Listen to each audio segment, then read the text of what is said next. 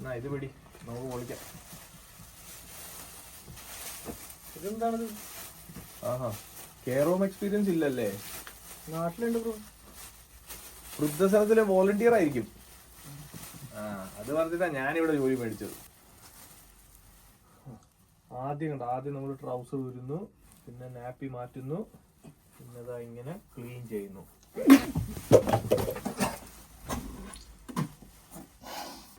എന്തോ നാടേ ചേട്ടാ, ഞാൻ നാട്ടിലെ എഞ്ചിനീയറിംഗ് കഴിഞ്ഞാ, എനിക്ക് പറ്റില്ല പണിയൊന്നും.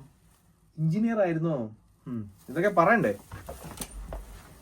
എടാ, ഇവൻ ഇമ്മാനുവൽ, നൈജീരിയയിൽ ഇവൻ ഒരു ഡോക്ടറാണ്. പിന്നെ ഞാൻ എബി, നാട്ടിൽ PhD കഴിച്ചാണ് ഞാൻ ഇവിടെ വന്നത്. പിന്നെ നിന്റെ എഞ്ചിനീയർ, ഈ കെയർ ഹോമിൽ ഏറ്റവും ചെറിയ ക്വാളിഫിക്കേഷൻ നിന്റേതാണ്. പിന്നെ ഈ അപ്പി കോരുന്നത് അത്ര മോശം പരിപാടിയൊന്നും അല്ല കേട്ടോ. നിനക്ക് പറ്റൂലെങ്കിൽ നീ വിട്ടോടാ.